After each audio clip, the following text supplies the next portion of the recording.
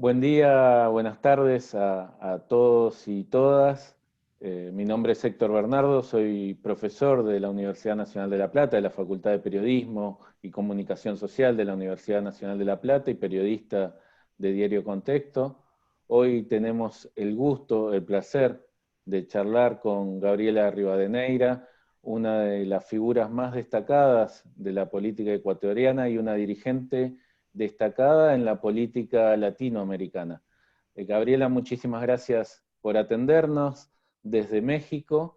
Y bueno, para empezar esta charla, sería bueno también poder contarle al público argentino y al público de América Latina por qué nos estás atendiendo desde México y por qué tenés que sufrir este exilio forzado.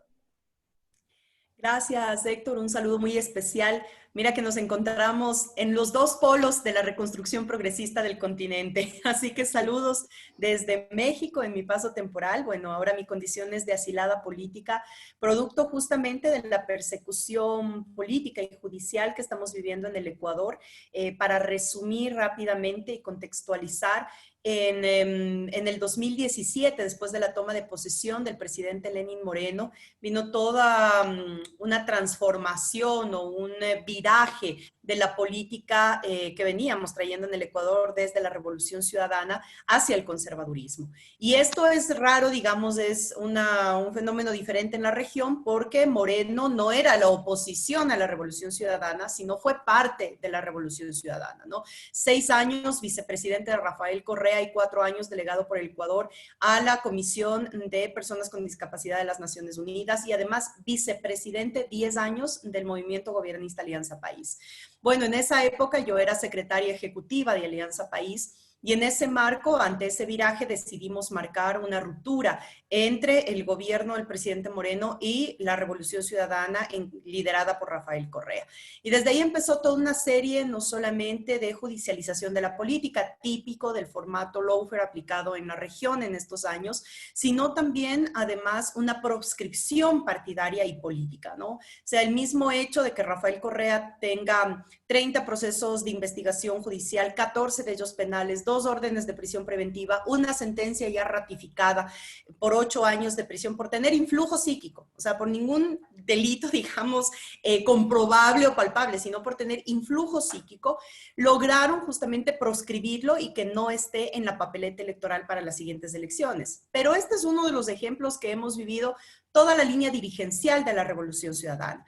En esa época, tanto Ricardo Patiño como mi persona nos quedamos al frente de la reconstrucción de la Revolución Ciudadana después de la ruptura y coincidencialmente los dos nos encontramos en condición de exiliados acá en México. Entonces vino toda una serie de seguimientos extrajudiciales, de escuchas, seguimientos de agentes de inteligencia, no solamente a nosotros, sino lo agravante a nuestras familias. En este caso, y mi caso particular, el que me llevó a pedir protección al gobierno de México, y justo el 12 de octubre, ya estamos próximos a cumplir un año de ese hecho, entré a la Embajada de México en Quito solicitando protección, producto de que incluso mis hijos fueron justamente involucrados. Mis hijos tienen 13 y 10 años, fueron involucrados en todo este entramaje de persecución y de amedrentamiento, de tal manera que los hechos de octubre y las protestas que se dieron en una de las protestas sociales más grandes que hemos tenido en el Ecuador en los últimos años, pues los medios de comunicación monopólicos, el gobierno, las élites económicas, entre otros, responsabilizaron de todos los hechos a nosotros, a los dirigentes del correísmo. Muchos de nosotros salimos en condición de exiliados y otros cumplen medidas de prisión, medidas sustitutivas a la prisión en el Ecuador. Así que ese es el ambiente que hemos vivido. Ahora se hizo público incluso que tenían interceptas a las conversaciones de las hijas de Rafael Correa como esta especie de apretar, de amedrentar, ¿no? Entonces, todo esto que es público configura un estado dictatorial donde se ha roto todo tipo de estado de derecho, de la institucionalidad. El Ecuador está viviendo en este momento una de las situaciones más graves que ha vivido, no ahora ni hace 10 años, sino hace 15, 20 años, mucho peor que el feriado bancario de la crisis económica del 99 que tuvimos en el Ecuador, producto justamente de la falta de liderazgo y de la política entreguista que ha tenido el gobierno del presidente Moreno con el gobierno de Donald Trump, como es justamente una de las coincidencias, digamos, que tenemos en los gobiernos neoliberales de la región. Algo que a nosotros nos interesa mucho desde la Facultad de Periodismo es conocer qué rol han jugado los medios de comunicación en todo este entramado que vos describías. Me parece que cuando se contextualiza el tema del lawfare, es claro el rol de los medios de comunicación. ¿Qué es lo que se ha visto de esta estrategia y de este formato? Primero, justamente implementar mecanismos administrativos de seguimiento, es decir, toda la apertura de investigación para saber de qué parte pueden tomar para empezar procesos de judicialización. Y recordemos que esto también tiene un factor importante que lo menciono por el origen. Digamos, y es todo este entramado basado en corrupción y que lleva a la judicialización de nuestros líderes de progresistas de la región, nace de Washington, de la información que vota Washington sobre Odebrecht y los nexos de Odebrecht, convirtiendo además a Odebrecht, que es además una empresa corruptora, en la víctima de la corrupción de los gobiernos progresistas, ¿no? ¿Cómo entonces se confabula este escenario y cómo llegamos a esas conclusiones? Es justamente por el montaje mediático de las grandes corporaciones de comunicación que establecen en un tiempo adecuado esta línea comunicativa y este framing, este entorno comunicacional para implementar dentro de la opinión pública y de la sociedad estas percepciones o esta información que ellos quieren montar. No es nuevo, digamos, los medios de comunicación monopólicos han actuado así en su historia. Ponen, sacan presidentes, ponen, quitan políticas fiscales, ponen, quitan políticas económicas y eso les permite de una u otra manera mantener el control y el nexo con el poder y los gobiernos de turno. En el Ecuador, tanto como en Argentina, por ejemplo, nosotros batallamos muchísimos años por tener una ley de comunicación. Una ley de comunicación que en el caso ecuatoriano separe quienes son accionistas y dueños de la banca a quienes son accionistas y dueños de los medios de comunicación, porque resultaba que en el Ecuador los grandes emporios de comunicación eran a su vez los grandes dueños de la banca privada en el Ecuador. Entonces, partimos desde esa separación, pero además desde el tema de la responsabilidad de los medios de comunicación, con incluso un tema de responsabilidad que puede llevar hasta acciones administrativas y penales cuando se trata de adulterar o manipular información.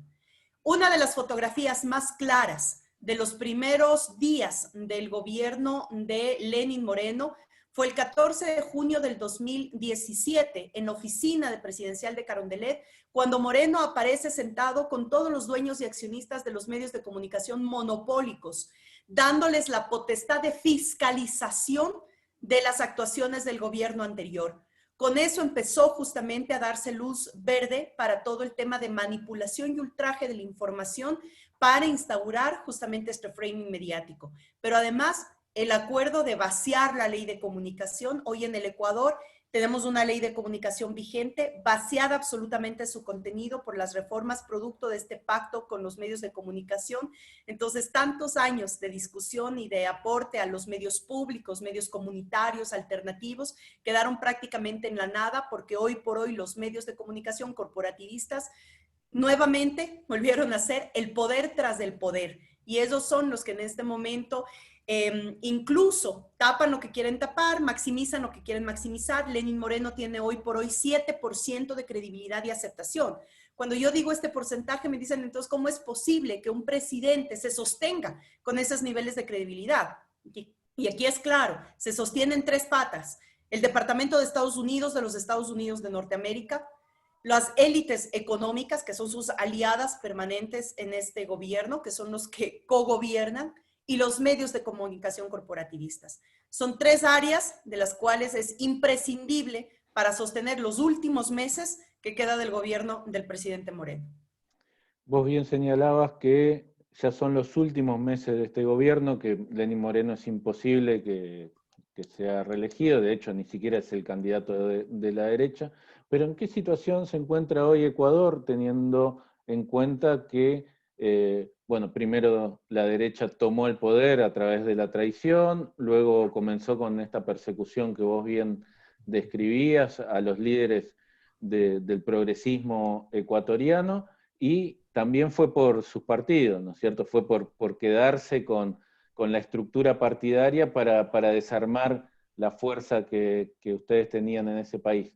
Hoy, tras la proscripción de Correa y el ataque constante contra el candidato de la Revolución Ciudadana, Andrés Arauz, ¿en qué situación se encuentra Ecuador?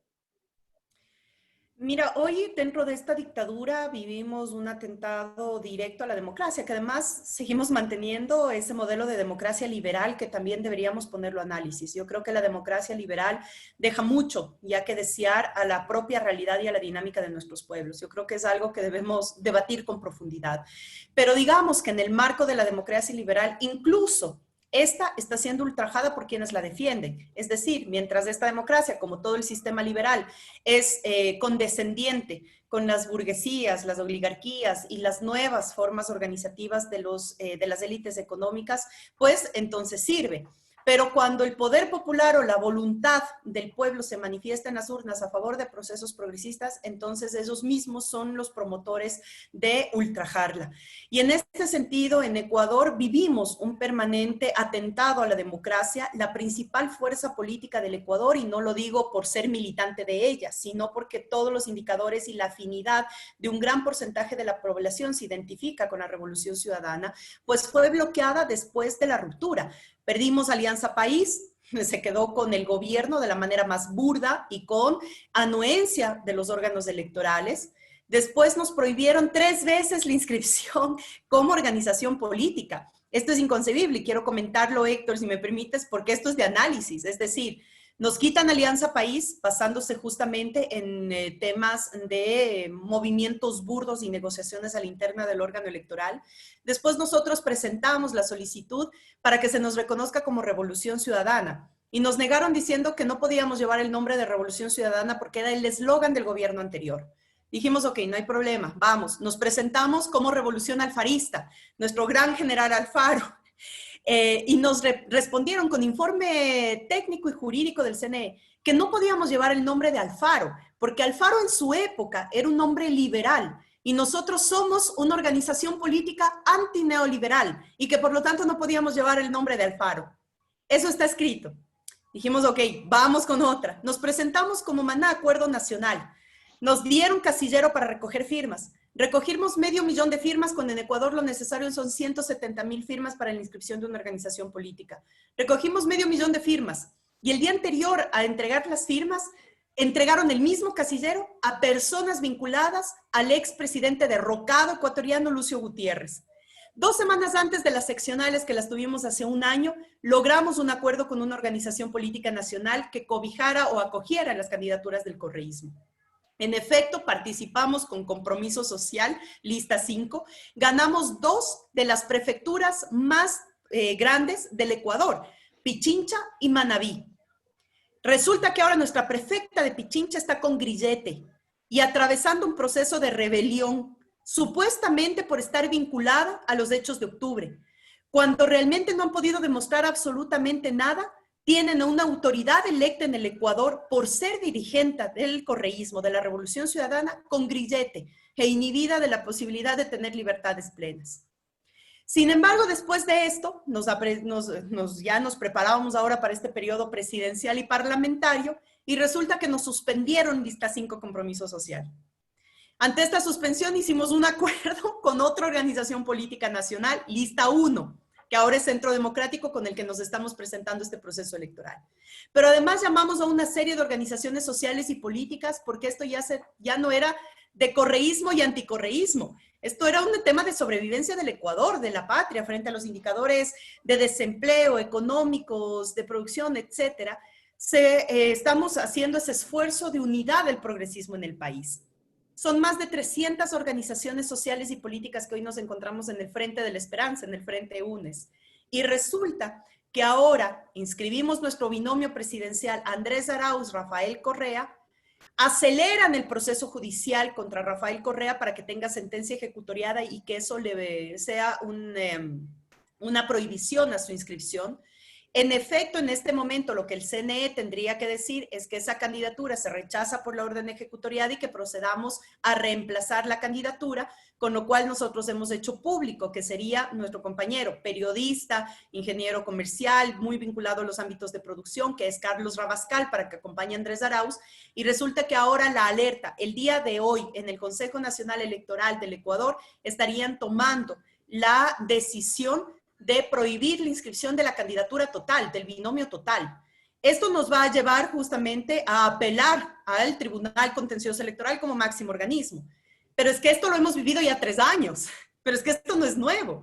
Entonces, si es que tú te enfrentaras a esto por primera vez, tuvieras cierta esperanza de que la institucionalidad pueda respetar la normativa vigente. Sin embargo, hemos vivido 3 años de abusos y vulneraciones de derechos de participación política y de organización que prácticamente hoy estamos expensas de este armataje de la derecha. ¿Y todo por qué? Porque Andrés Arauz, un joven candidato que sería además el presidente más joven que ha tenido el país, pues desde que se presentó la candidatura despuntó en encuestas, y el candidato de la derecha, que es el candidato banquero Guillermo Lasso, que perdió la última elección, pero que ha ejercido su plan de gobierno con Lenín Moreno, está en su techo y más bien a la baja por su grave estado de salud.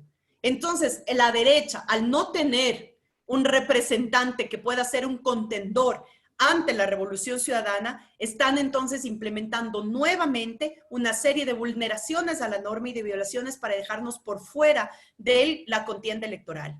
Entonces, esa es la situación en la que nos encontramos en este preciso momento. Obviamente, nosotros vamos a seguir, como lo hemos hecho estos 3 años de resistencia, disputando, apelando, acudiendo a organismos internacionales. Sin embargo, la democracia en Ecuador está en riesgo, está en estado de alerta, de un SOS gigante.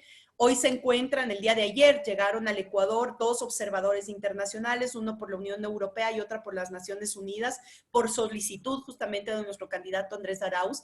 Pero insisto, mientras la OEA, Almagro y todos estos organismos funcionen desde Washington y con los lineamientos de Washington, entonces lo que pasó en Bolivia hace poco, que fue un golpe de Estado militar en contra del candidato ganador Evo Morales, además con complicidad del Comando Sur, y esto que está tan reciente en Bolivia, pues no nos deja de alertar que pueda ser una situación que se pueda dar también en Ecuador frente a la posible ganancia de un gobierno progresista. Iba a preguntar justamente si ves un paralelo entre lo que está pasando en Bolivia, donde también se habla, bueno, estuvo la proscripción después del golpe, lo proscribieron a Evo Morales de participar en las elecciones, ni siquiera como candidato a senador, con una excusa tan arbitraria como que no residía en el país cuando él tuvo que salir al exilio porque corría riesgo su vida.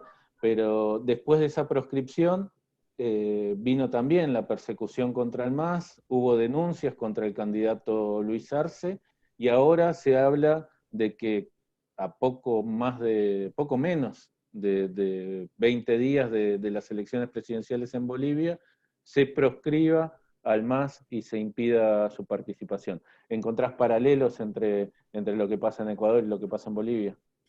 Claro que sí, y no es aislado de todo el formato. O sea, me refiero a que Brasil, Argentina y Ecuador compartieron los 3 pilares fundamentales del formato de persecución: el tema administrativo, judicial y mediático. En Bolivia y en Ecuador se aumenta un 4º componente, que es el electoral. Entonces, cada vez se va perfeccionando más la norma. Yo aquí recomendaría realmente a quienes les interese, hay un texto que debemos analizarlo, que es justamente de Sharp, un autor norteamericano que describe los 5 pasos para los golpes blandos. Y cuando nosotros nos ponemos a revisar esto, que fue publicado hace 3 años prácticamente, vamos viendo cómo se va perfeccionando la aplicación del formato. Entonces, claro, en Argentina puso un alto al denominado fin de ciclo progresista, que ya anunciaban a nivel internacional todo el conservadurismo. Gana Alberto y Cristina, entonces se pone fin a esa teoría, Y obviamente ponen a perfeccionar la norma porque no pueden arriesgarse que en otro país pueda consolidarse otro gobierno progresista frente a las realidades geopolíticas que estamos viviendo. Porque además esto no es gratuito. Cuando nosotros, en la primera década del siglo XXI, como gobiernos progresistas, marcamos a través de la CELAC, del Mercosur, de la UNASUR, una nueva relación geopolítica, marcamos una multipolaridad. Y eso debilitó el liderazgo del gobierno de los Estados Unidos frente a sus contendores inmediatos, que eran las economías crecientes de China, Rusia y la India. De tal manera que la aplicación de este formato no significa únicamente un atentado al progresismo de la región, sino a una sobrevivencia del hegemón continental, relacionado además con el control sobre nuestros recursos naturales. Por favor, en esto no, o sea, yo siempre digo que a veces pecamos de ingenuidad y creemos que solamente es un tema de revancha de las élites. Y es que aquí estamos hablando de una región que tiene las mayores reservas y yacimientos de petróleo, que estamos en el top 10 de minas de oro, plata y cobre del mundo, que tenemos en la Triple Frontera una de las mayores reservas de agua dulce, y que en Bolivia están las mayores reservas de litio del mundo, y que la militarización que se ha implementado en los últimos años no es casual que sea justamente alrededor de estas potencias de recursos naturales. De tal manera que todo esto está vinculado a la necesidad de boicotear o de detener cualquier intento de retorno progresista, porque nosotros aplicamos procesos de nacionalización de recursos naturales y de soberanía territorial, y eso tiene que ver muchísimo con la autodeterminación de nuestros pueblos. De tal manera que esto, por eso es que no se vuelve tan sencillo, ni el análisis, ni el accionar que vamos a tener en nuestra región cuando nos estamos enfrentando a algo mucho más integral o fuerte, donde, digamos, el principal objetivo detrás de todo esto es el tema de la guerra económica. Entonces, ante eso estamos. Por eso es que sí, el paralelo que tenemos entre Bolivia y en Ecuador es absolutamente claro, y es como si se estuvieran dictando las recetas. A ver, ¿cómo te fue con esto? Sí, aplícalo. Ah, entonces lo aplican en el otro. Y si funciona en el otro, entonces lo vuelven a aplicar en el otro. La suspensión de los partidos políticos, la prohibición de candidatura y proscripción de los candidatos más fuertes de la línea del progresismo en Bolivia y en Ecuador. El tema de empezar con procesos de judicialización, ¿para qué? Para que sea el sistema de justicia. Si es que el sistema electoral no puede detener, entonces que sea el sistema de justicia el que lo haga. Es decir, una sincronía de estos poderes fácticos justamente para evitar que gobiernos progresistas lleguen nuevamente a la toma de gobierno.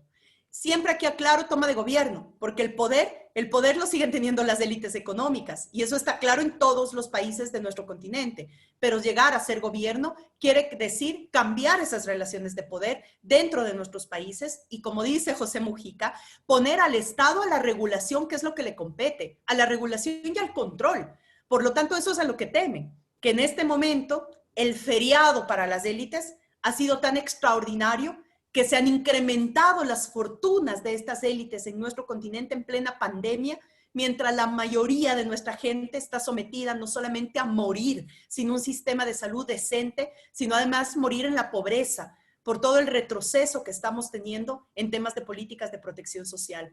Entonces, definitivamente, la realidad y la coyuntura que estamos viviendo hoy en América del Sur nos pone a pulso a todos los que creemos en el progresismo, en el progresismo de izquierda, por supuesto, y que en otra alternativa es posible.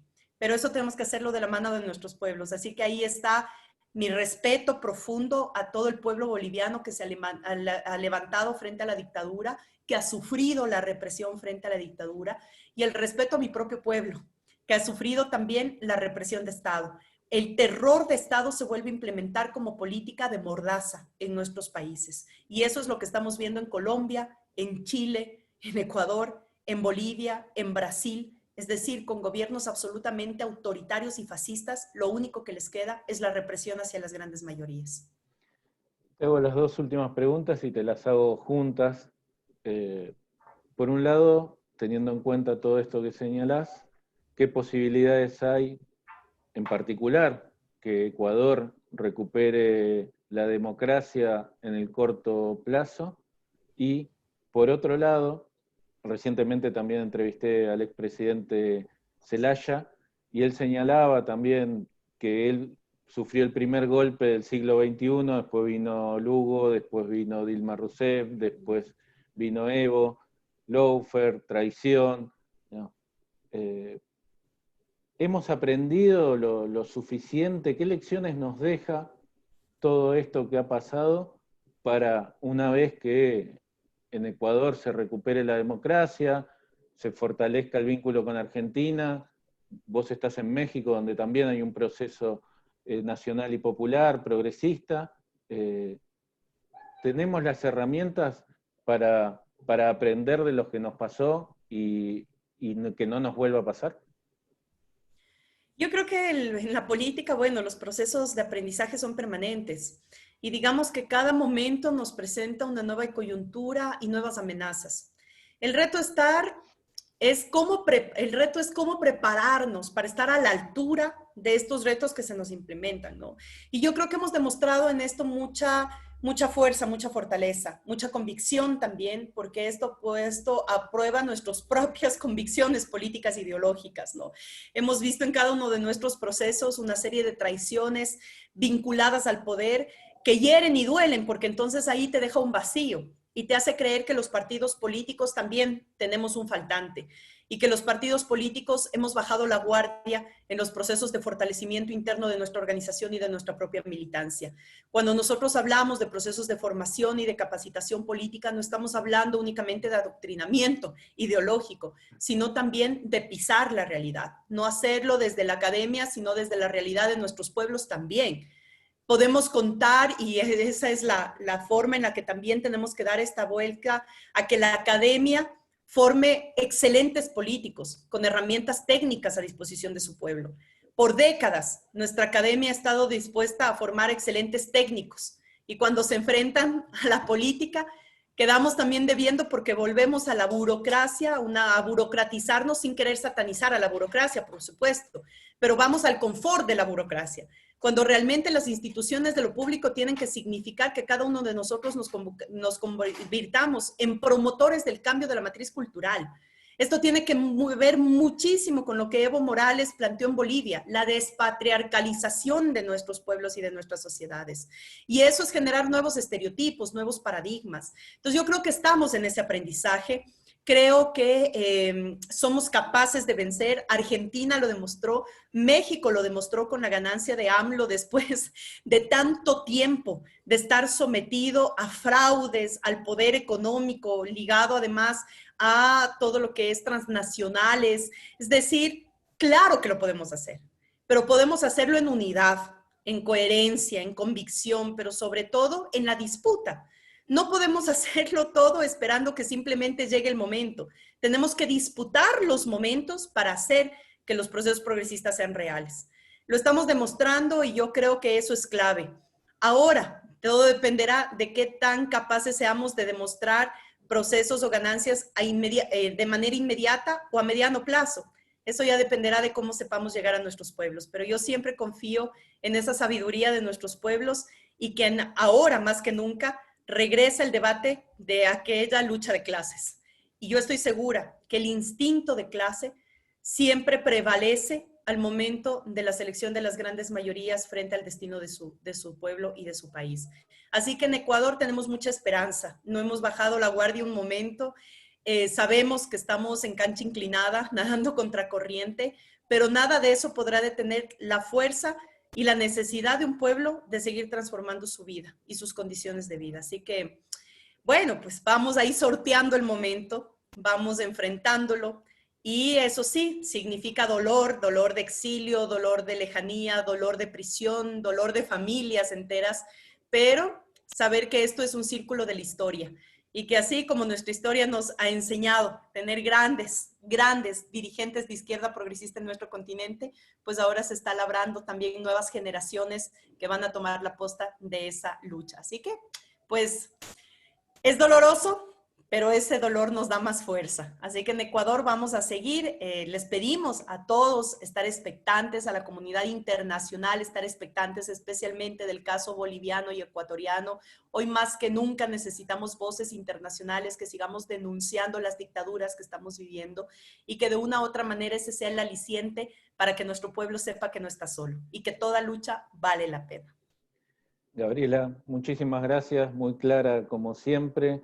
Te mandamos un abrazo enorme desde aquí de Argentina y esperamos que toda la región recupere la democracia y se consolide la voluntad popular en cada uno de los rincones de nuestra patria grande. Muchísimas gracias. Gracias, Héctor. Un abrazo fuerte, a las órdenes siempre. Y bueno, a nuestra Argentina querida, la más grande de las fuerzas también, porque siguen estando en resistencia y bajo ataque. Así que a unirnos todos para defender a nuestros gobiernos progresistas y para defendernos de las dictaduras en los que estamos buscando llegar. Abrazo fuerte, Héctor, y muchas gracias por este espacio. Abrazo grande.